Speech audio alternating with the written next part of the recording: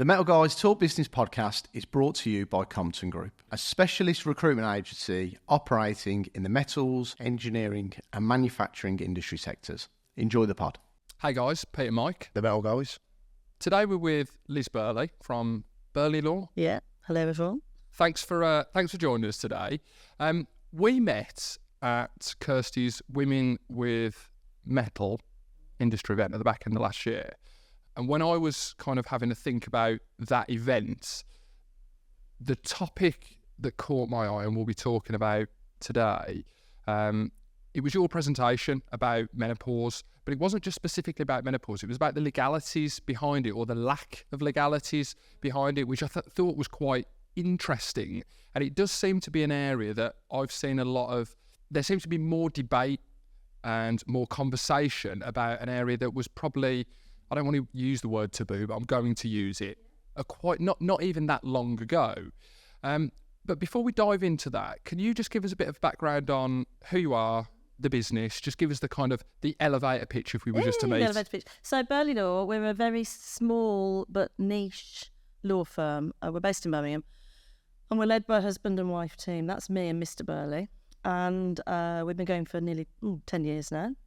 And we're niche in that we're not like a full service law firm. We don't cover all the areas of, conveyancing and crime and private clients and all that. So what we do cover is commercial law, which is primarily focused around IP protection for businesses. So think trademarks, copyright, patents, and employment law, which is my bag. And that's all around helping employers and employees navigate employment disputes, manage HR issues through processes, communications, and also dealing with conflicts, tribunal, legal cases. So in terms of me, I've been knocking around a while. So I became a solicitor in the 1990s, qualified and went into private practice working in Birmingham, working for large regional law firms, and fell out of love with what I was doing. So I took a break. And when I say I took a break, I kind of decided to leave. I didn't want to carry on being a lawyer. That was in 2004, so 20 years ago now. And I honestly didn't expect to go back to being a solicitor ever. So I was a mum at that time and I wanted to have more children. And so I decided that was the life for me. And I did some other jobs in the meantime. I worked with kids in schools, and I ended up working for a church as a community worker, again, working with families and in schools. So really, really different kind of job to being a private practice lawyer.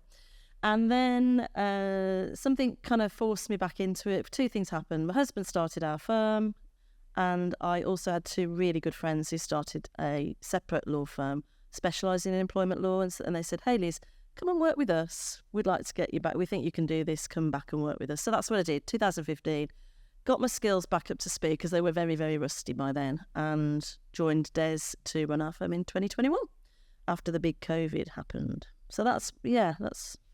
What's it like, when you talk about your skills are rusty, there's a lot of people we speak to who have left our sector of metals and then they want to get back in, but because they've been out for such a period of time, people are sometimes they're nervous, aren't they? Yeah, they're nervous about employing them, even though because they've been out of it so long. So what was it like when you joined that business, trying to get those skills It was back? petrifying. Yeah. I can remember the first time I sat in the office and picked up the phone. This sounds ridiculous. I was a woman in my mid-40s, mid to late 40s, and picking up the phone to make a phone call to ACAS about a case. And I was really, really nervous. I couldn't remember what to say. I was frightened of looking silly. I was frightened of being found out as the outsider coming back and people laughing at me and think, because I don't know the metal sector so well, but in law, I guess it's a very highly competitive profession, and people are very proud of what they do. And you sort of head into the profession with high aspirations about your career journey, and mine hadn't gone the usual way. So I really did feel like an outsider coming back. And I think as you grow older, the sense of you either can become very, very arrogant and not self-aware, can't you? Or you're the kind of person who is sort of aware of I'm going to use the word failings, but aware of how things have gone wrong, and that can be a monkey on your shoulder. And I think it was for me a monkey on my shoulder. And the 5 years that I spent sort of brushing up my skills, getting back to where I had been in 2004, I had to do a lot of work on myself. I'll be honest, I did some therapy as well, just working through those issues that perhaps held me back then when I gave up, that I had to kind of look into when I came back. Does that make sense? Yeah, of course. It's a little bit deep. Yeah. But I think that as a woman coming back in midlife, let's say, that can affect a lot of other women, and that might resonate with women in the manufacturing and metal sector as well. 100%. I think, what was the employer like of like, because obviously when you employ someone in general, like, and then you were probably like, you're obviously not, I don't know if confidence, but I suppose it is in a way with the phone. How were they for you? So kind of helping you kind of get... Absolutely nurturing, I would say. I think there was a lot of empathy for my situation, and there was a lot of encouragement. You can do it. I remember them using the words, "There's no judgment here." No question is a silly question, and that makes a huge difference, I think, doesn't it? Because if you feel you're not under judgment, you're free to fail safely. It's very empowering. It gives you agency to believe in yourself and develop. So that's I think that made a huge difference to me, and I might not have stuck at it if I hadn't had that nurturing environment. And you're obviously self-aware as well to kind of do the other things you were doing. I mean, that's quite a skill, because but any age people, some people don't have that at all. Yeah, but I think also, in any stage of life, there is other stuff going on, isn't there, at home. In your mid-40s, you're probably in a situation where if you're lucky enough to have kids, your kids are growing and they still need you, and they might be going through teenage years, and that becomes more complex. And then you might have ageing parents who need you as well. So you've got those double caring responsibilities, and I think it's for me anyway, it was quite a complicated time of life to be resuming my career, but I knew that it was a now or never opportunity. It wouldn't come again, so I had to either seize it with both hands or go, not for me, I'll just stick, thank you, I'm not going to twist. So I had to do it. There's a huge amount of people, like you said, it's going to resonate what you're saying with lots of women who have been in a professional career, taken a break because they've had children, when their children are pre-5, particularly if you have a pair of children or something like that. You can end up having like a 5 to 7, maybe 8 year period where you're not really working full time. You take that decision to cut back, and like you said, you get a job in a community, or you get a job at school or whatever. It doesn't necessarily feel like it's at the same level as the professional qualification, and I think that's why you're happy to do those jobs and bubble along and everything's fine in the bubble. But then as soon as you look to go back, there is that kind of, well, I haven't got that I'm not like I was when I was 21. 22 when I first came out of university into a job. It's a huge change. So you're seeing people, I'm guessing, when you're talking to people who might have been discriminated in the workplace. Now, if we're talking specifically about women, how do you think the workplace is as of 2024 for bringing women that might be having those issues that you've just discussed back into the workplace? Because I mean, I might be wrong here, but I'm looking, if I go back to say like the 90s, the 80s, 90s, it was pretty much women get to a certain age, they have kids, they stop working. Absolutely. There are some women who come back as career women, but it was almost like they had to fight for this kind of, and it was almost like a male style of woman in the business sector. Absolutely correct. How are we as of 2024? What does it now look like? Do you think we're in a good place? I think we're in a much better place, and women... Well, I wish I was, in some ways, I wish I was that 21, 22-year-old now. In other ways, not. But in terms of opportunities at work, flexibility for women, it's never been better. Now, some women hearing this will say, but there's still a long way to go. Yeah, there's always room for improvement. But we have come a long way in those 30 years since I started out. And you're absolutely right, Pete. The world I know is law firms, and I worked in 3 law firms until I quit, 4 if I count work experience, and they were all male-led, so they were all male-dominated with a male way of thinking and doing business. And the only way, you've hit the nail on the head, the only way women could rise to the top was to adopt those behaviours. And so the women who were, if you like, earmarked as the rising stars were the women who could display those behaviours. So if you were empathetic, compassionate, kind, showed your true self, your authentic self. That expression did not exist back then, but it does now. If you wanted to be your authentic self as a woman or a man, which meant you didn't fit into this mold, you were out of the inner circle, and you were not going to get promoted. And so I felt perhaps that was me. That probably was my experience, because I've never been particularly assertive in the sense that I railroad through. I'm quite self-aware, and I'm aware of, quite empathetic. I want to read the room and all of that. So I felt that maybe the environment that I was putting myself into just wasn't for me. So coming back to your question, if we come back to now, I imagine if I went into one of those firms now, I'd probably see things that are similar to my experience. There will be people knocking around that were like they were back in the 90s, but there will be plenty of room for other types of personality and behaviour, and there will be a more flexible and inclusive approach. Now, a lot of firms are saying they're doing this. The test is whether they're really doing it on the ground. But I guess some conversations we have, we employ a young team. We've got a team of paralegals. Isha's with me today. They're going into business networking meetings and stuff. Then they're hanging around and mixing with those professionals, their peers, if you like, in other firms. And I think the feedback that's coming to us is that their things are more flexible. Obviously, if you want the top jobs in any firm, whether it's law, accountancy, any other profession, or even in manufacturing, if you want to be at C-suite, you have to work blooming hard, and you have to put the hours in, and you've got to be prepared to be tough and resilient. I don't think that's changed. And not everybody wants that.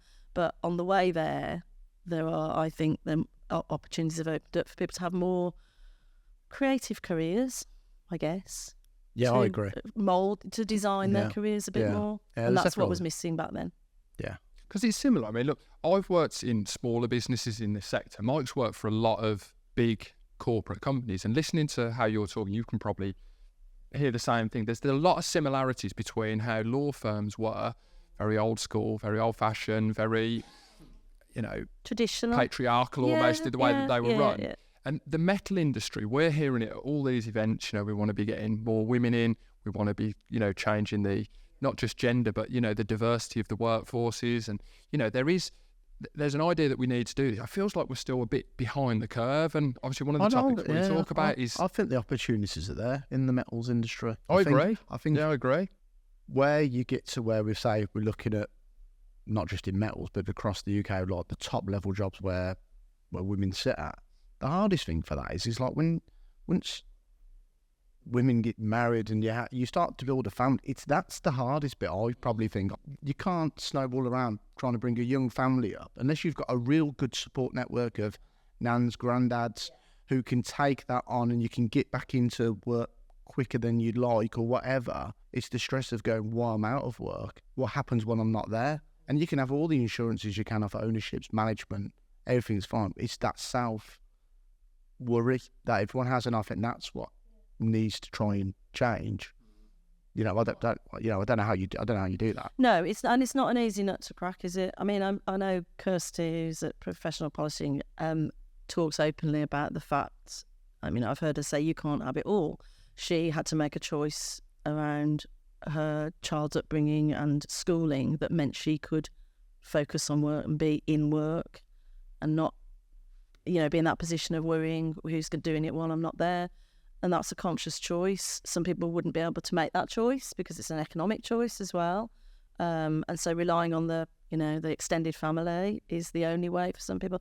It's a fact, isn't it, that childcare costs in the UK are astronomical, and if you've got more than one child, it becomes probably unaffordable for most people to carry on working because you're paying more out than you're getting in.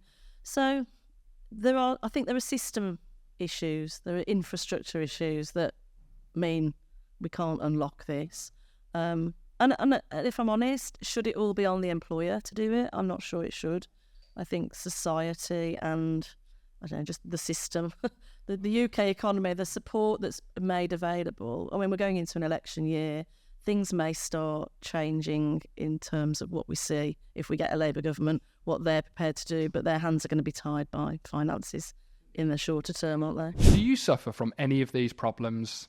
Are you asking around your office trying to find a new supplier or source materials? Have you got aged or high-priced stock that you'd like to liquidate anonymously? Or would you like new business from customers that are guaranteed to pay you for your materials? If the answer to any of the above is yes, then you'll be pleased to know that the Metal Guys Talk Business podcast is sponsored by SteelBuy. SteelBuy are a digital platform revolutionising the way businesses trade metal products online. SteelBuy offers risk-free trading where sellers are guaranteed to be paid, and automated processing including certification, logistics and invoicing. The network of vetted buyers and sellers is continually growing, and it's all housed in an easy-to-use trading platform accessible on any device. The online business-to-business marketplace for products is rapidly gathering pace, and SteelBuy are ideally positioned to capture the changing demands of steel buyers. So check out SteelBuy today and be part of the future of metal trading. Now let's jump back into the podcast. You know, we look at it from in a recruitment. There's not a pay difference between male candidates and female candidates. And I think where it will change is when you start to have a family, it's not just put on the wife or partner, presuming, like now is if equal on pay, it'll be like, well, what works best? Is it better for us as a partnership for you to go back?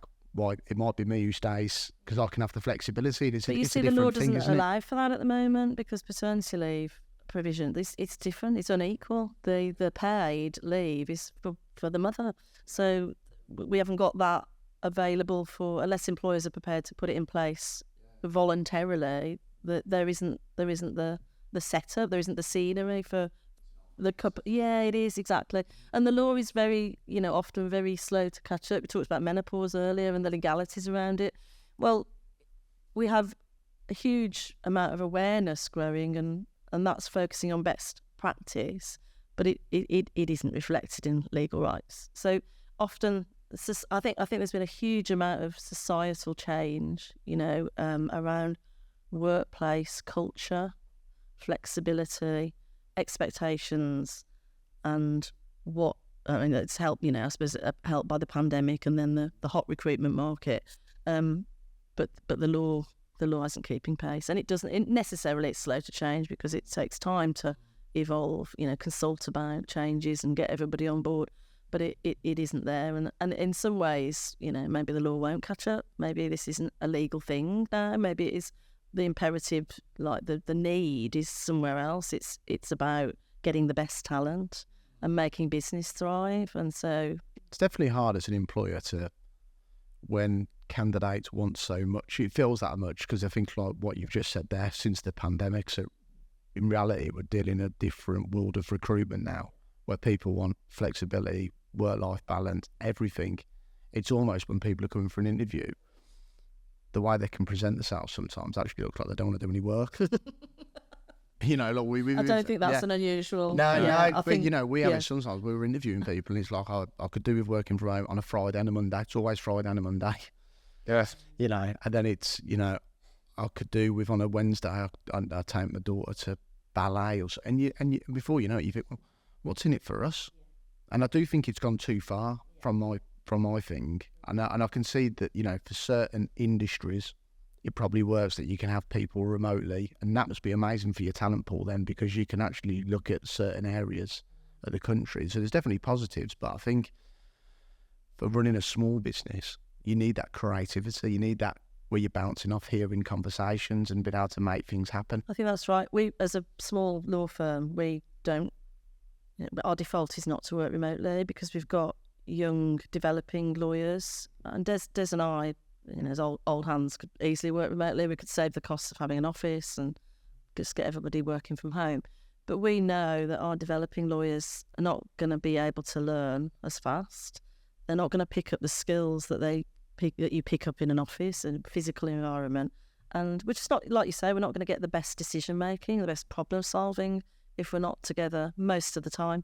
So we are introducing some home working, but it's not been like from day one. It's not the default. And I think that, well, you'd have to ask them if it works for them. There is a push back for more flexibility. But I think because we're doing it gradually, it's not become the... I think you have to, with employees, you're not going to get the best out of them if they're not happy, right? So you've got to work with them, haven't you? But they've always got to see the business reason why something works or doesn't work, and that's around good communication, isn't it? And Work for the business. That's the most important thing. At the end of the day, it's like we say sometimes, it's the business is just a name, isn't it? Unless we all work together and come together and build a revenue that's there, and have a nice environment, then you don't want to lose that. You don't want to go back to working somewhere else where it can be, especially recruitment, it can be quite an ugly, there's some horror stories sometimes when we speak to it of how it can be. So I think everyone has to kind of pull together, don't they? And if it doesn't work for the business, it just doesn't work. I think the change in expectations has been quite sudden, hasn't it? I think it's come on. It's been accelerated by the pandemic. There's no doubt about it. Everybody saw that working from home worked, so why can't it just be the default? And it's been too sudden. It's been too unrealistic, and we see employers trying to pull it back now. But it's quite difficult to do that, I think, because that's been set as the tone. It's been. Well, I think when when big companies, even small companies, had to furlough people, it was difficult to be going, Pete, you're on furlough, but George isn't. So it felt there was a favouritism. Pete goes away on furlough till, say, a few months, suddenly buys a dog, suddenly creates new routines around Pete's life. And then when you're asking them to come back, because you felt bad for furloughing them in the first place, you're almost, the guilt allows these new routines to be created. And that's where I think it come from. I think people were like, okay, let's do this. Yeah, okay, that's fine. And I think people just, because they were off for so long, just create new routines the way they do. I like taking my kids to school. That saves me having to do that. This saves me money. And before you knew it, it's just gone out of control. I mean, there is that. I suppose there's an argument that greater flexibility in some businesses, it's not for, you can't manufacture stuff with everybody at home, can you, right? So some bricks and mortar businesses have to have people in, but in office environments where people can work remotely, there's an argument, I suppose, if you allow that flexibility, women with childcare responsibilities can plan their day, can be trusted to work productively when they can work and have a different pattern of work, I suppose. It's up to the business to test whether that is correct. Are they working productively? It is doable, but I think it all comes back to effective communication and setting expectations and always revisiting expectations. And KPIs, that's where people get comfortable. KPIs. Do you suffer from any of these problems? Are you asking around your office trying to find a new supplier or source materials? Have you got aged or high-priced stock that you'd like to liquidate anonymously? Or would you like new business from customers that are guaranteed to pay you for your materials? If the answer to any of the above is yes, then you'll be pleased to know that the Metal Guys Talk Business podcast is sponsored by SteelBuy. SteelBuy are a digital platform revolutionising the way businesses trade metal products online. SteelBuy offers risk-free trading where sellers are guaranteed to be paid, and automated processing including certification, logistics and invoicing. The network of vetted buyers and sellers is continually growing, and it's all housed in an easy-to-use trading platform accessible on any device. The online business-to-business marketplace for products is rapidly gathering pace, and SteelBuy are ideally positioned to capture the changing demands of steel buyers. So check out SteelBuy today and be part of the future of metal trading. Now let's jump back into the podcast. There's a couple of reasons that we wanted to get you in, because people who listen to this podcast are generally listening because they're thinking, well, we'll learn something about the metal industry, well, techniques, whatever. But you're doing a lot of webinars about recruit, retain. What's the recruit, retain? Recruit, retain, release is our mantra that we've come up with just to give it a hook. Yeah. We as a business, like we're at the one side, we're talking to companies where they're saying, look, we've got a problem that you can fix. Bring us some candidates. Get these people into our business. You're looking at it more from the HR and legality side, and I'm guessing you're pitching it more to SMEs, businesses where they don't necessarily have as much of the corporate infrastructure behind them. So just talk to us a little bit about that webinar. What's it about and why a company's finding it valuable? So as an employment lawyer, I've worked for big and small companies. I've worked for big corporates. I've worked for all sorts of different sectors. And you can take a lot for granted because you're dealing with quite, like you said, big internal HR professionals who really know their stuff. And so what you're doing is you're just advising on quite high level stuff where they need to bring the lawyers in. I think when you support an SME, or we often get involved with startup businesses and scale-ups that haven't even reached that kind of critical mass yet of employees, there's a much lower base of knowledge about what is legal, what isn't, how do you manage people. So it's in the last 3 years since I've been working kind of at Burley Law, I've predominantly been thinking about those businesses because I don't have a portfolio of large corporate clients. So what is it that they need? What is it they struggle with? Where are the gaps? And what I see, because I'm quite lucky that I advise both employers and employees. So employees would come to me if they've got a grievance, they're facing a disciplinary, they're just unhappy with work, they want to know how they can get out, how can they negotiate, there's maybe conflict going, there might be whistleblowing. There's all sorts of problems that are happening at work. And so I get to see it from the other side. And sometimes it can be quite shocking how you think some of the larger organisations that might, be household names in insurance or financial affairs or, whatever, retail, would be brilliant at all of this, but they're not. They're often getting it very wrong. So even at those higher levels, there's room for a lot of improvement. But at the smaller level, so kind of, if you've got 50 employees or less, you may not have any internal HR. Where do you go to know how to do effective processes? Well, a lot of businesses opt for cost-effective solutions. They'll go to a peninsula. They're a big provider of HR services.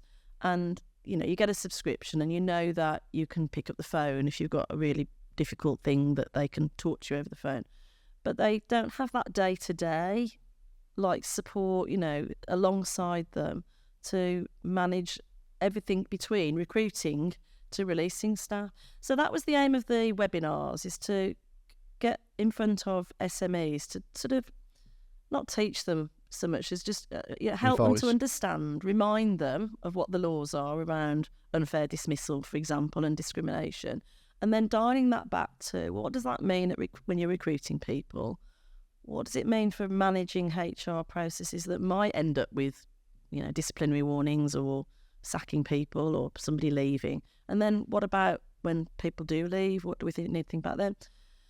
But I think the other thing around that then is it's not just about the legalities.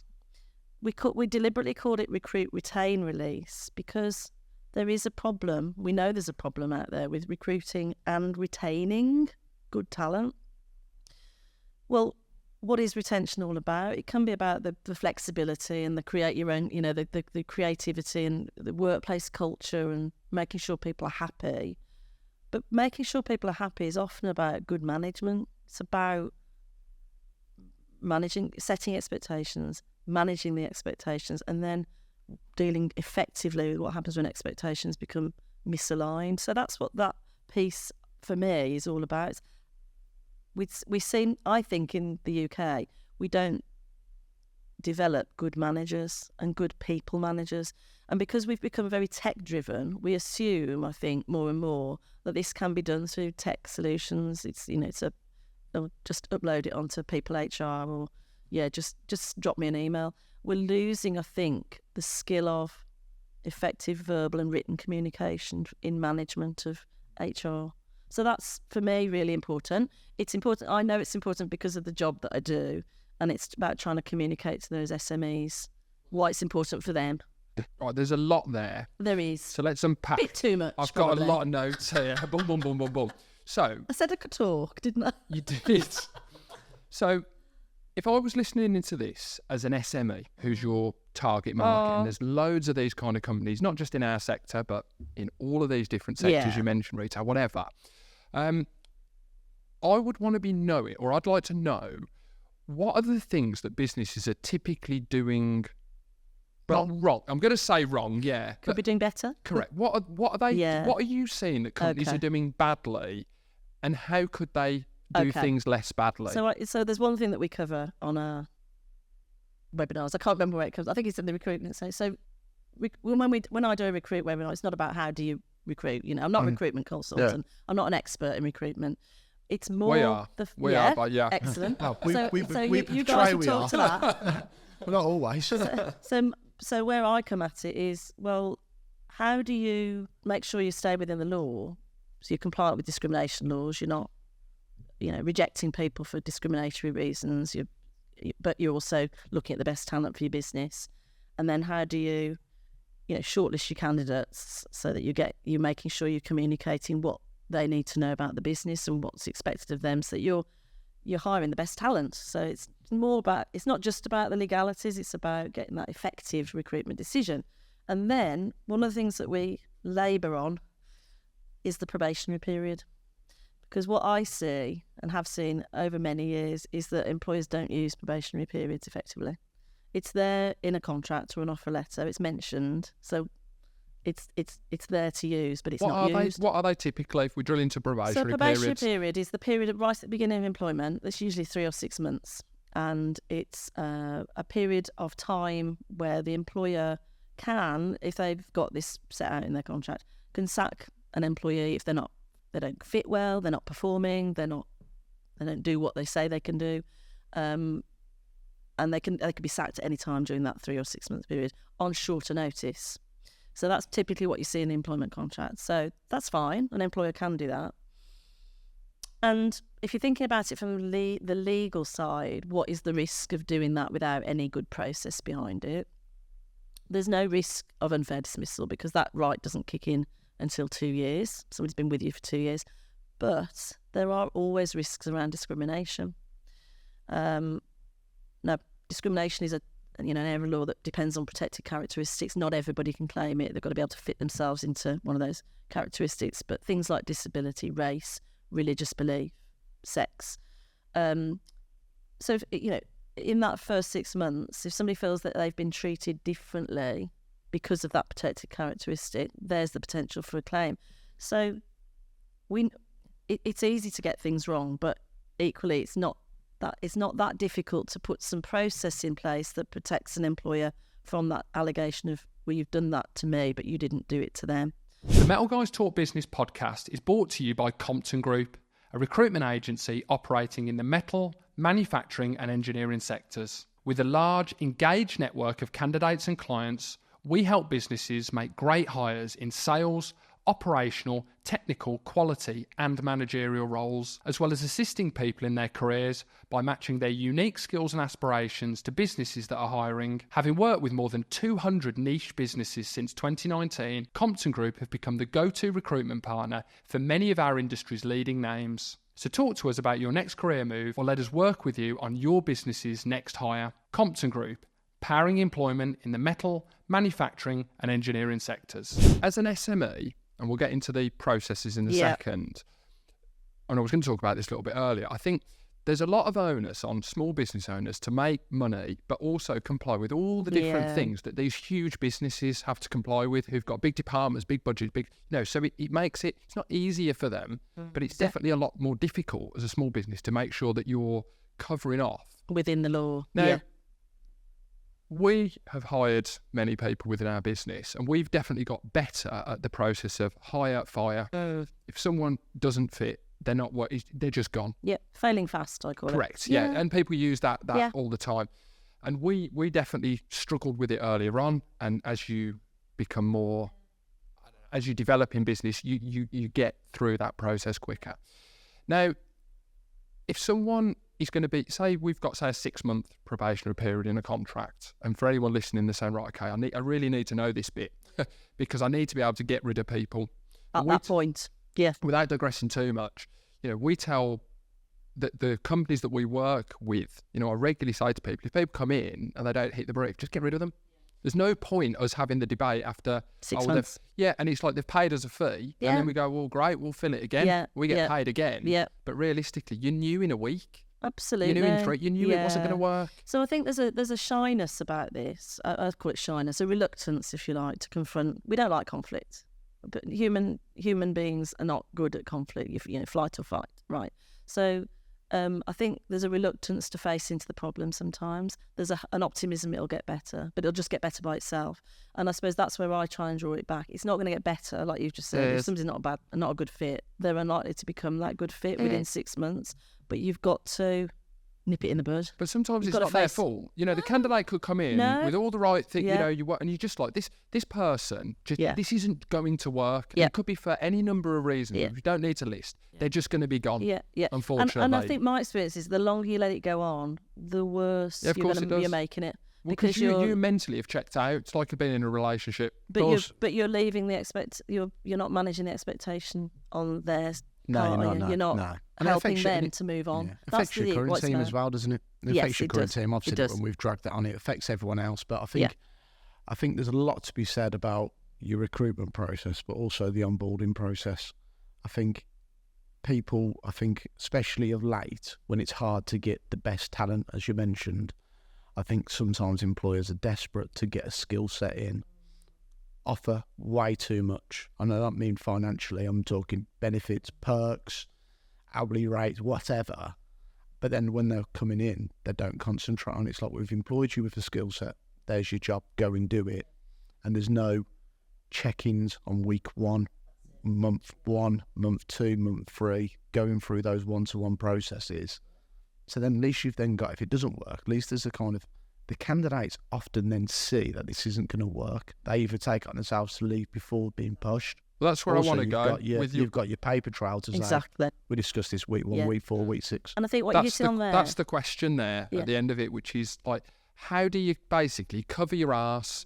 So I hear what you're saying, race, religion, these things can come into play. So what can they do that's easy or relatively quick to do to make sure that they're doing that onboarding process right and they're covering their arse if they do need to release someone in a probationary period? So I think there's a few things in that. I think the onboarding process is fundamentally important, and it's often the missing piece. So why have you recruited that person? You've presumably got a job spec, a person spec that you've aligned them with. So having that as your scene setter, I suppose, from day one of employment. Don't just leave it in the recruitment pack.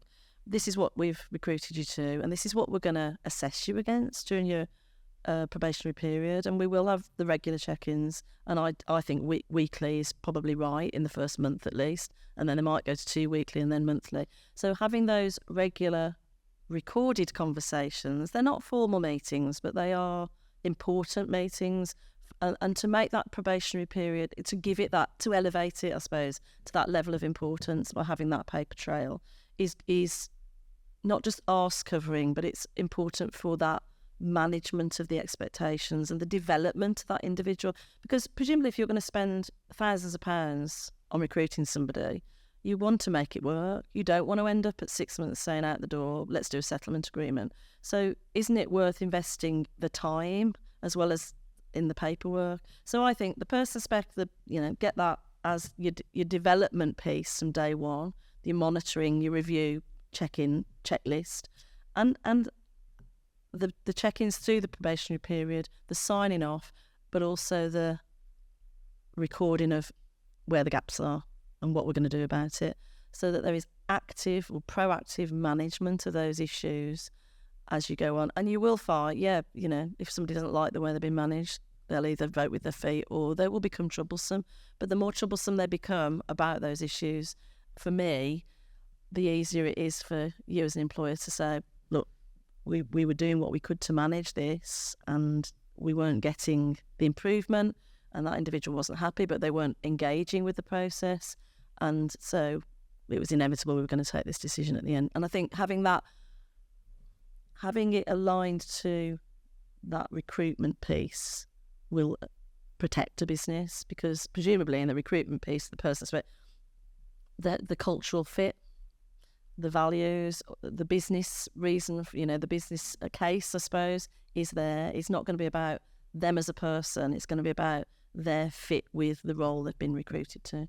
So it's quite a long-winded answer, and there is no easy one document tick. Yeah, and you've done it. Yeah, that's what I want now. It's multi-factored. multi-factored. 2 ticks max. Okay, development plan day 1. Great, tick 1. Yeah. Reviews throughout. Tick Recorded. 2. Paperwork at the end. Review at the end of the 6 months or the 3 months, whatever period it is. That's 3 ticks. We only got 2. You can't have two because you need to do those three things. But that's what I offered. Yeah. Okay. Sorry, Pete. You know, lawyer, we don't give you an easy answer. Yeah. Okay. So just reiterate that. So those 3 points then. When someone comes on, first point. Development plan from day one. So like Mike said, don't just say, right, you've been recruited to the job, off you go, we'll see you in 6 months. So they know from the outset what the expectation is, and you set them on their way and you review against that development plan. Okay, so that's thing one. Thing two. Reviews throughout, weekly, monthly, whatever you think is right for that role, that business. Tick 3, review meeting at the end. Don't just send a letter saying, we've got concerns, we're going to extend, or well done, you've passed your probation. Meeting, sign them off, or no, this hasn't worked. This is the reason. Let's look back. This is the reason why it's not worked. Because we get that quite a bit, where someone will do, say, a 3 or 6 month probationary period, and on the day of the kind of your probationary period, it's like, we're going to extend that. It's like, well, hang on a minute. Exactly. We haven't even had a conversation. Exactly. And for that person, they're just crushed, aren't they? They're crushed, but then it's the why me, and then the mind starts to go into, well, that you're doing this to me because it's me. It's right. And they look for. Did you ever not pass a probation, Mike? No, but no, because I disagree with what you said. Where you get that quite often, where people extend. I actually think the bigger issue within businesses is that I don't know how to deal with letting people go. People who are in a position of being a hiring manager don't know how to deal with that. There's a self of going, I got the hire wrong, so they feel there's an embarrassment level with. It's like a failure. It's like a failure. Yeah, I get that. Especially if they're trying to progress up with their career, they don't want to look like they've brought in the wrong type of people, and that companies don't address it because they don't know how to. I think they then fear about what you've spoken about of discrimination, unfair dismissal, and so on.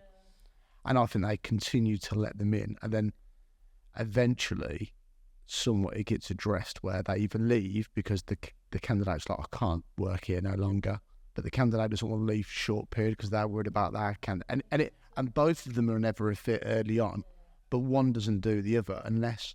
But you do get companies where they address it quickly. We do, because I think it's always not fair on the person who's working here, because I think when in a small team, people can see it, and I think it's demarking. I think it can be quite negative on someone's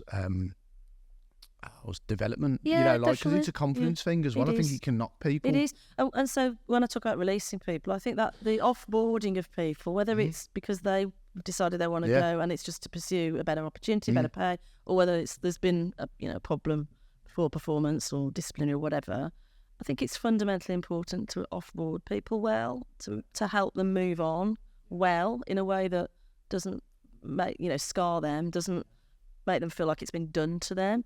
So and just coming back to unfair dismissal, because I think this is really important, and it's lying beneath. This is where we want to go now. Right. This is in the headlines, but it's not big headlines at the moment. If the Labour government come into power later this year, there is a likelihood, because they've done a green paper on it, that they're going to reduce the unfair dismissal length of service to 1 year. Now imagine that, 1 year. That's going to make a probationary period much more important, because if somebody can claim unfair dismissal at a year, you don't want to leave them. You don't want to extend the probationary period for another 6 months. They've got to be a year already. You've got to be making this probationary period much more effective and get them out quicker. Sorry, it's horrible language, but let them go, get them out.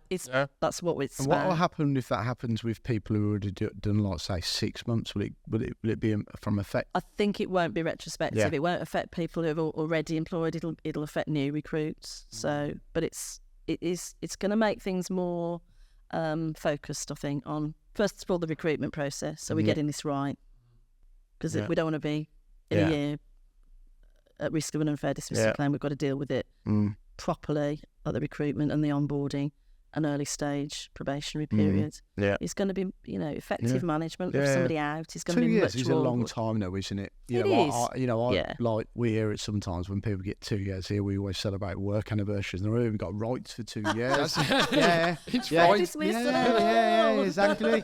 When you think of working with someone for 2 years, and to think, and especially at the moment when people perhaps pay rates are going up, but people's salaries aren't, perhaps they need to earn more. But then they're at a time where they need stability, so they're looking for more money, but they also want to be 2 years when you're in an uncertain time. Is a long time to fill out probation. So I think a year working like how we do, where we act quick. Yeah, I wouldn't say that as a problem, but I think wouldn't. But I think in some businesses that if you're not on it, a year can go by really quickly, and you feel like you still, somebody's still getting their feet under the table when in fact, boom. Yeah, what do a lot of people when they come to you as an employer, let's look at it, and they've kind of been a little bit lapsy-daisy about probations, and they've got to a point where they're going, this isn't going to work.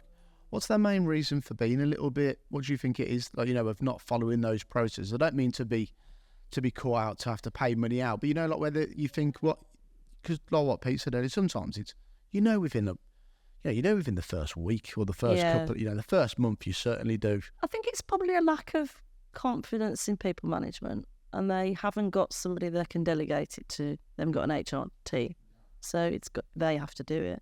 And frankly, running a business is hard work. You've got to wear lots of different hats, aren't you? And the most important thing when you're running a business is keeping the business going. It's bringing the money in, top line and bottom line, right? So, unfortunately, people problems are not. It takes a lot of time, and it takes a lot of emotional energy. It's stressful, and it involves conflict. You got stuff coming back at you.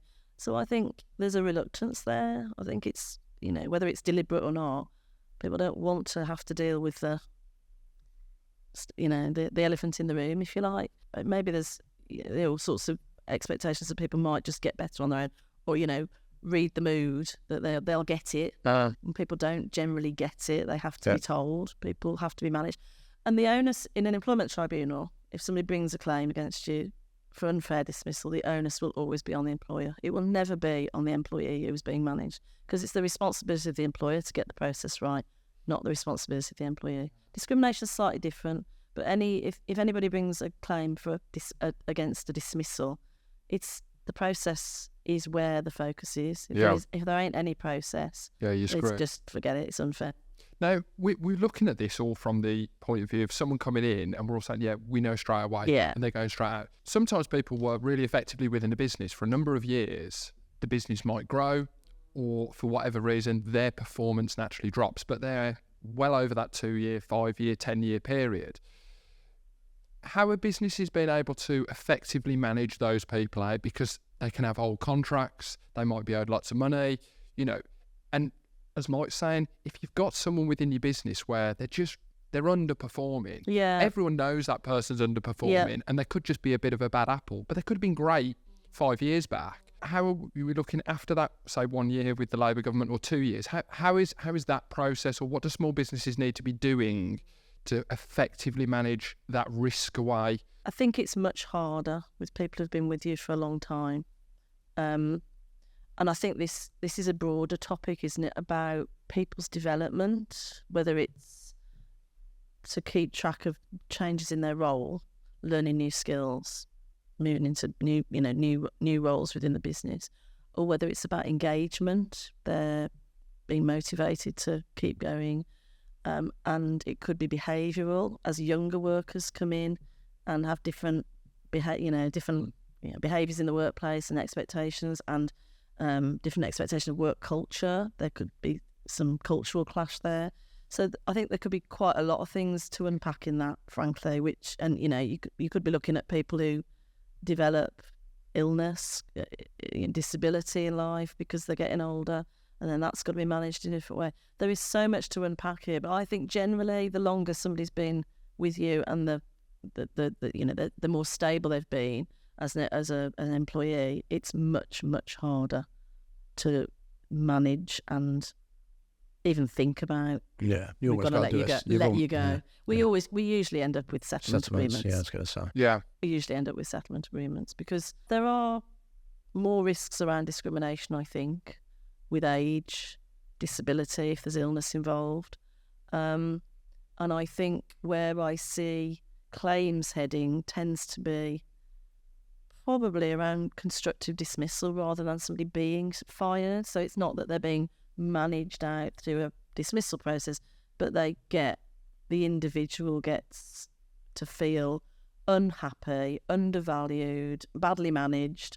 There's probably conflict developing between maybe between a manager, their manager and them, or between them and their colleagues around their role, or the way that work is carried out and relationships. It tends to be relationship driven rather than you're a bad fit for the business. Because if somebody's been there that long, they're not going to be a bad fit for the business, but the business may have changed and they're not able to stay with, evolve with that change, or something will have happened in their life. They become just generally disengaged or not happy, but they're not prepared to move on. The stakes are higher, aren't they, later in life? They're not going to easily walk into another job. If I was let go by my husband now, what would I do? I've got to go and find myself another job in my mid-50s. That's a much more difficult thing for somebody to face at that age than in their 20s. Yeah. I was listening to Katie Hopkins Oh, lovely. last week.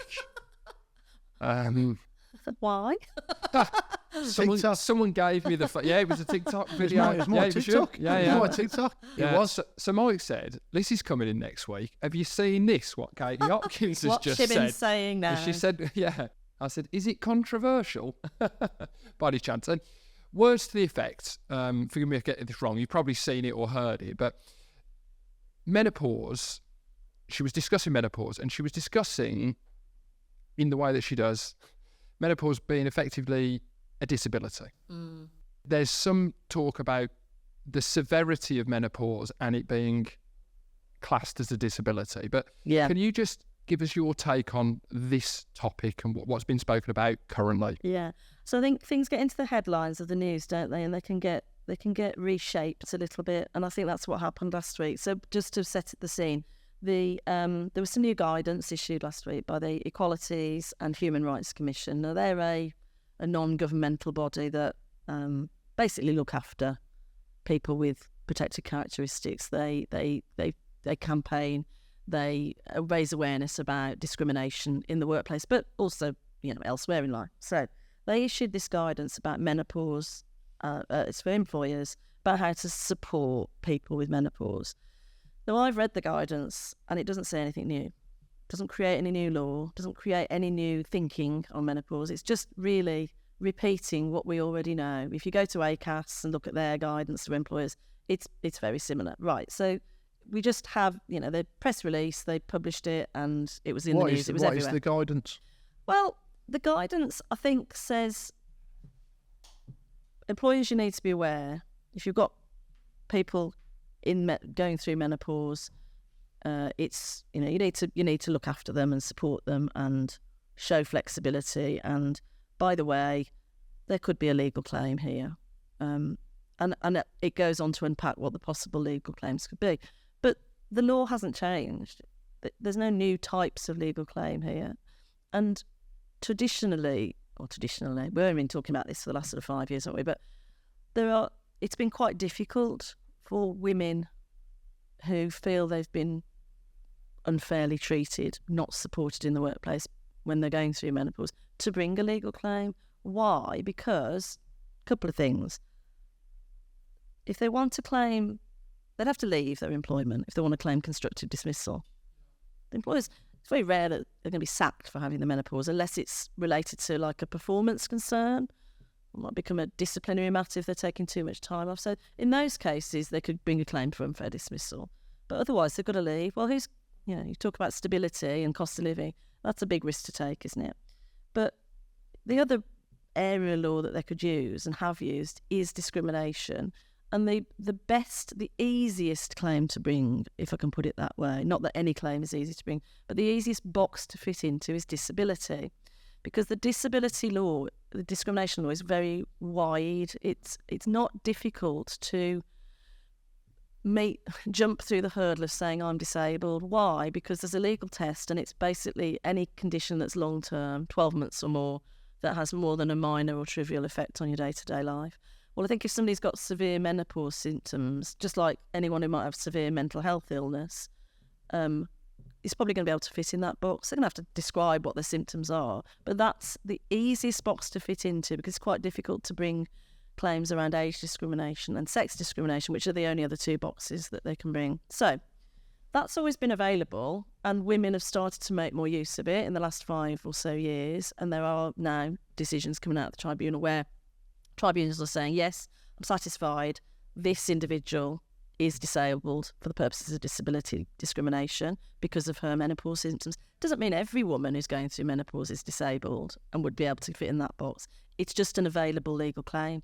So nothing new in that guidance, and actually the guidance is aimed at employers thinking about best practice rather than, well, what legal claims you need to be frightened of, because the legal claims, there's no obvious claim, right? And things would have to get quite bad, I think, for somebody in the workplace, and an employer would have to basically do nothing to try and help to get into a place where there's a big risk of that claim. If they're genuinely trying to give flexibility where they can, appreciating that big corporate organisations have got bigger resources and budgets to do more than smaller employers, and no small employer is going to be judged the same as a big employer. If they're doing what they can reasonably within that physical environment, I don't think employers should be scared of claims coming back at them. I think there's a lot of hype around it. There's a lot of noise around menopause. But it's very contextual. That means it's about what's happening in your workplace. What is the problem that you're being presented with, and how are you trying to help? And at the end of the day, that's all tribunals can look at. Yeah. What do businesses need to do in those? Because I've worked in one business where there was a couple of ladies going through the menopause at that time, and it was like, when I look back now, I mean, my God, they just got grief. The banter. It's not saying banter. Banter's not the right word. No, but it is. It's a word that we still use, isn't it? And unfortunately, it still happens. Look, banter is a thing that is not acceptable. And I think if that, as a minimum, and this isn't just about menopause, this is about everybody. You think really carefully about the banter, how you talk in the workplace, because that's a cultural thing, isn't it? And not only is it it's the risk of legal claims for harassment, but it's about what we want to see, what kind of culture, what kind of working environment do we want in our business. So I think it goes wider than that. But what do employers need to do? It depends on the circumstances. Of course. Because again, what are they likely to be faced with? So if somebody claims disability discrimination for menopause, it's going to look like what we call a claim for reasonable adjustments. That was in the headlines last week. What reasonable adjustments do employers need to think about? Well, if a woman's she's suffering with symptoms of hot flushes and she gets too hot in the workplace, what is a reasonable adjustment going to be for that? It's to make sure she's in a ventilated place. It might mean making sure that she's got a different work uniform that's looser. It might mean that she needs to just take time out every hour to go and get refreshed. That's the bit what was at that place. It was like, I remember it being like bloody December, and the windows open, and everyone's having a whinge because it's like, then you always get women who've been through the menopause who forget what it was like to go through the menopause, and they're having a whinge. It's like a comedy sketch. I know. But in reality, when I look back at especially the one lady who wasn't the most confident of, almost it must have been like almost bullying, really, because it must have been not embarrassing. I don't know how to explain. I don't know how she felt, but when I look back at it that now, in like December, and you got the window open, it's like, it seems funny, but it's not. It's almost like, when I'm thinking now, when everyone's having a whinge of blimey, it's freezing cold.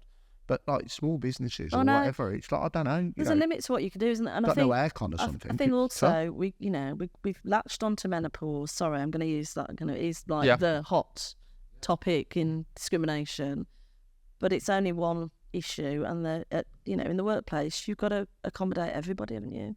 And you've got duties around health and safety, temperature in the workplace for everyone, not just menopausal people. Yeah. So it's not as simple as saying we've got to do all of this. We've got to wrap our menopausal employees up in cotton wool, make sure they're okay, because you've got duties of care to everybody. So there's some balance is needed in this, I think, and I think it will come. I think it's big. There's a whole industry around menopause support because it is the big headlines at the moment. Yeah, it will move on. I think we're talking a lot about that, but we need to think more wide. Personally, I think that we need to think more widely about health at work and the ageing workforce, because we're at risk of focusing on one group of people and forgetting about all the other challenges that come with a workforce that's getting older. 30% of the UK workforce is over 50. And pension age is rising, state pension age. Pension pots are not as pops as they should be when people think they want to retire. Correct. People over 50 are going to have to keep working for longer, and that will come with health challenges. So where the conversation, for me, the debate needs to widen out. Do you think it's like a bit of a dangerous topic as well, the fact that it's getting so much airtime? Because as a business owner, you might be looking and thinking, right, I've got an option of taking a female on at this age or a female on at this age. You've got Well, people used to think about in those terms about maternity, and maybe still do. I think they still do. I think we can dress it up and pretend that people aren't. They do. Of course they do. Of course they do. Because it's a cost to the business. I think any of these things are seen as a cost to the business. When you're small businesses, you could look at it and think, well, if I've got 3 women of a certain age working for me, I could end up feasibly having all 3 of them off at the same time, which could be 60% of my sales force or of part. And how am I going to cope? I've got to bring people in. There's a huge amount of cost to it. Yeah. But I think with menopause, because you can have an argument about the aircon with just 2 people in a room, can't you? Let alone if someone's. But how is it affecting ability to work? How are you seeing it? Because there's a wide range of issues. Yeah. When someone has the menopause, some can be quite light and they can get on and work quite well. Yeah. And there's other people where it's actually just debilitating. And that's why I think they're talking about it being classed as a disability, because if it's so debilitating that you can't work, but then if you flip it around to the employer, it's like, well, how much can you do for someone who effectively can't do the job? And I think that's where it can be worrying if there's too much talk about it, and we're saying that and almost pigeonholing everyone with menopause having a disability. Well, that's what I'm trying to get away from. Of course, it's not the same for everybody. You're quite right to point out. We talk about mental health a lot, right? So we talk about mental wellness. Well, there's a great deal of difference between somebody who's suffering, a temporary lapse in their mental well-being to somebody who's got clinical depression or another diagnosed mental health disorder. So we can't talk about everybody with mental health as disabled, because that's simply not correct. And I think we need to think about menopause in the same way. There's a parallel there, isn't there? And in those very severe cases where somebody is too unwell to work, it then unfortunately does have to become a different conversation, doesn't it? It isn't about what you can do to help them work effectively, but how do you manage their absence, and when is how long do you wait, and how much support can you put in place to help them come back to work? And if you come to the end of the road, then unfortunately there's only one way out, and that's dismissal for capability. And employers are entitled to do that. Yeah, it's brutal, tragic, but there we are. Really, it's tragic. Yeah. But employers are they're not expected to provide the moon. They're not expected to provide the moon for everybody. They're expected to do generally the balance of employment law in this country is reasonableness. So in unfair dismissal law, it's all about reasonableness. In disability law, it's all about reasonable adjustments. So it's not every adjustment, it's what's reasonable. And what is, it's a heavily loaded word. What is reasonable depends on what is the employee's problem. Why aren't they able to work? What is it that's stopping them? Is there anything the employer can do to help them back into the workplace? And usually that means going to occupational health and getting a report, having the employee assessed, finding out more about what adjustments could be made, and then reviewing that. Can we make those adjustments? Have we made some of those already? What more could we do? Well, we can't do that because it's going to cost, £25,000, and we're a business that only makes X per year. All of those considerations must go into the mix of deciding whether you can do more for that employee. And if you can't, just dismissal doesn't mean it's going to be unfair and it's going to be discriminatory, as long as you have properly considered all of those factors. And that's about a process again. Yep. We're coming back to our old friend. Yep. But you see, these things take time, don't they? Yeah, they do. And businesses often don't have time and patience to deal with the process. They want a quick. We're only human, aren't we? That's where the settlement agreements come in. I want to talk, before we finish, about the stuff that you're doing now to differentiate yourself. But I want to spin it on your viewpoint on women becoming more present through social media at the moment.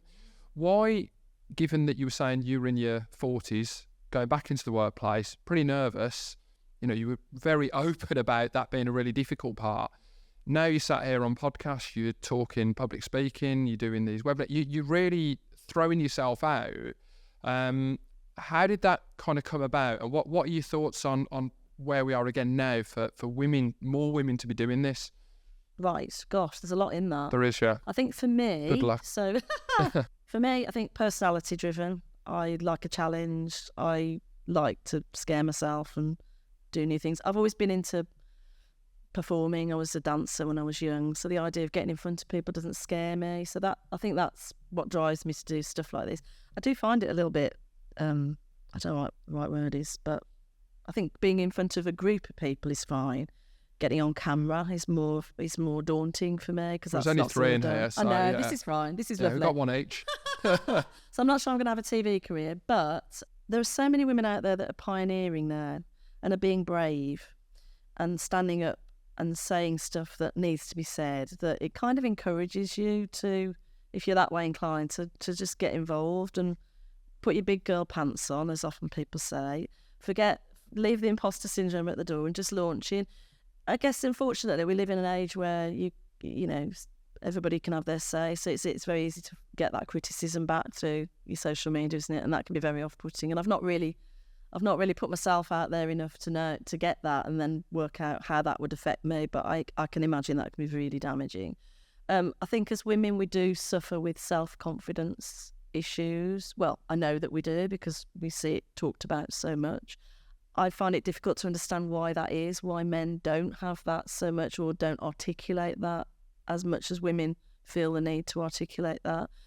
Part of me wishes we could just get over that and get on with it, because we've now got, I think we live in a world where women, you know, it's never going to be equal. Women and men are different, but I think we've reached a point where we are recognising that women bring equal strengths to the workplace. They're different strengths, but they are equally as important as the strengths that men bring. So I think there's the platform is different now, and if only we could move away from the comparison with men and we could look at how women are different and acknowledge that difference is good, and that we bring different things to leadership. I'd love to see us talking more about that, and for that to be you know, not a women versus men thing. I don't like the narrative of women versus men. I think we all bring different things to business that can help business thrive. Those are the things I'd love to see women leading on more.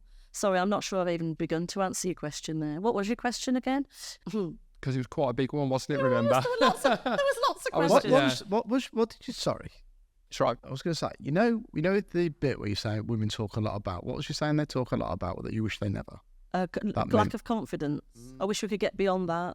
Yeah. I really do. You said just get over it. With it. Let's just get over that. Let's get over that hump, which we seem to obsess on quite a lot. Appreciate that we've got loads of opportunities, and we don't need to feel that we're standing in judgment. You know, people are standing in judgment on us. I've recently got involved with a new community network called Women in Leadership through one of the business networking groups in Birmingham, and we've got a committee together, and the aim of that is really to elevate some of these conversations around Birmingham City Centre, around women in leadership, to not be constantly talking about imposter syndrome and why we feel we're being held back, but to examine some of these deeper issues about what the hell, why are we talking about being held back? Let's celebrate what we can do rather than looking at the barriers all the time. If there are barriers, let's start to really seriously look into them and push for policy change. So, yeah, just being a little bit more empowered, I think. I think men struggle with it as well, especially the imposter syndrome, and I think even with the confidence stuff as well. I think men have more of a persona, more of a kind of, the thing like when people talk about mental health with men, men don't talk enough or whatever. And I think there's a lot of people who aren't that confident but feel. I think there's a lot of, whatever, isn't it? Whenever you get into a position, not power but of responsibility, I think you can feel him, not like almost an imposter. You shouldn't deserve it, doesn't it? Yeah. We speak to a lot of male candidates who are in a senior position, and a lot of them have the same. Yeah. Not the most confident of people. It's the same, but I think it's I think men are more cocky, aren't they? And they can pretend, good pretenders, I'd say, where I think women are more kind of would open up to a friend or a colleague or whatever, where I don't think men do. I think which is I'd say is more of a positive. Generalising, but perhaps more of an emotional self-awareness and emotional awareness generally in women that is, perhaps it can be detrimental, but I think it can bring huge positive impact in the workplace. Because if you think about compassionate leadership and how that can benefit organisations culturally, I think there's a huge amount of work to do there, because women can bring that. And some men can as well. I'm not saying it's binary, it's not. But women generally have got that insight, perhaps, that men don't bring to the senior leadership that can and all culture is top down, really. Cascade into all of these things we're talking about. Yeah. The processes, the comms. If Well, only I'm definitely we were going allowed to to take away process from this. I think we've hit process. We've hit process. We've hammered process, haven't we, to bits, really. People don't have them. That's the thing. That's why when it does go wrong, it goes terribly wrong. But because of we a talk simple about process, thing. don't we? But you could spin it on its head and say that's the investment in your people development. We can give it a different name and talk a different language about it, rather than it being, a compliance, a tick box, something you have to do to protect the business.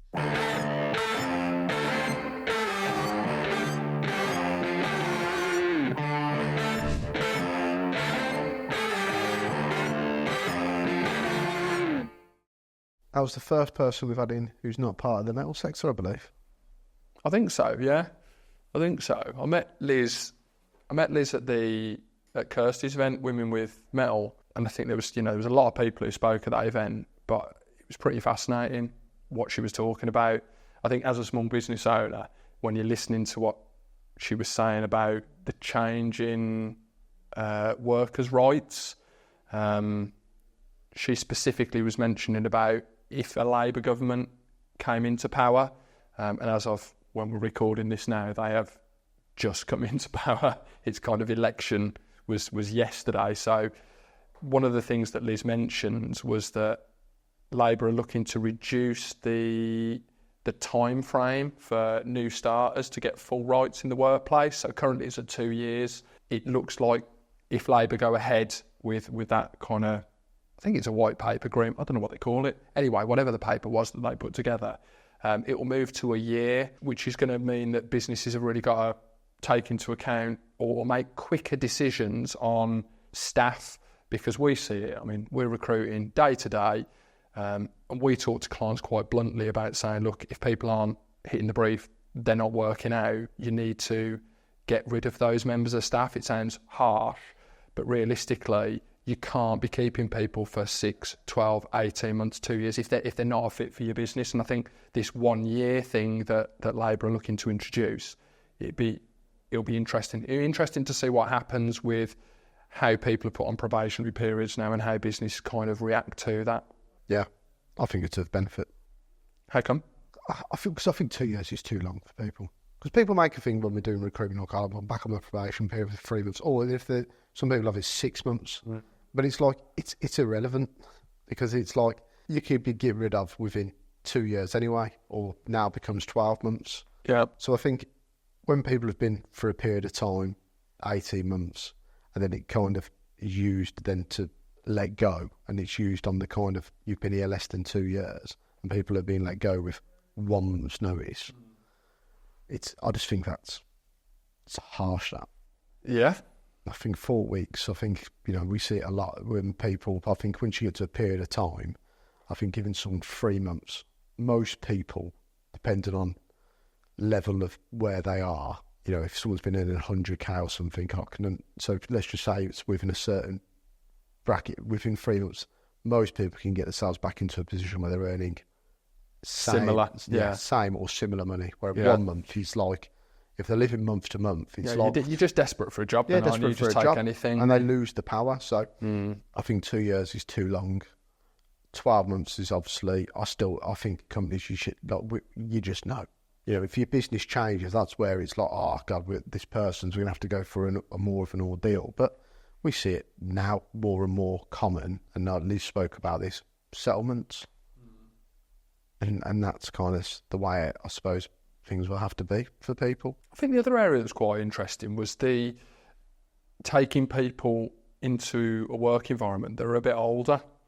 Liz spoke about having, and this affects many women who have children, that they have a period of time, which could be 2 years, 5 years, it could be, you know, as much as a decade or more off work, and then go back into the working environment, and just trying to give those people that little bit of support, just kind of hand-holding them to just get them back into the work environment. Because just because you're looking at someone who's, say, in their 40s or potentially in their 50s, you'd assume that they've got it all together and they're accomplished and can come and sit down and do a job. But the realities might be quite different. It was quite interesting to listen to her be pretty honest about how challenging it was for someone as confident and intelligent as she was, saying how hard it was to get back into the work environment. And we've noticed it, haven't we? Like, we've placed a lot of people that are a bit older back in the industry. So again, I think it was an interesting point and something that business owners and hiring managers need to just take into account if they are taking people who've had a bit of time away from work. Well, it's even when it's just almost onboarding them again, isn't it? When, especially when some people have had 9 months, 12 months off, it's onboarding them back in, isn't it? Making sure that they feel part of the business again and not an outsider. I think you can do that while they're off, can't you? Regular contacts throughout the maternity leave or paternity of how people are getting on, so they don't feel excluded. Because people, you know, even like blokes who have paternity for, say, a month. It's a month to be out of a business is a long time. It's a lot of hours. A lot of things change. It's keeping them involved, isn't it? Yeah. But we hope you've enjoyed this podcast. As we said, I think at the start of the season, you know, in episode 1, we were saying that we wanted to broaden the podcast, that we don't want to move away from metal engineering. That's obviously the core focus of what we want to, you know, be talking about. That's our niche. That's what our listeners are expecting us to talk about. But we just felt that this was relevant. We thought that Liz had got something to offer that would be relevant to small business owners, as well as people that are running larger, more multinational companies as well, just to be aware of. So we hope you've enjoyed this slightly different podcast. And we look forward to you tuning in next week, when we'll be joined by Professional Polishing Services, Kirsty Davis Chinook. Yeah. Thanks to our sponsors, Steelby, TW Metals and Compton Group. We'll see you all next Tuesday.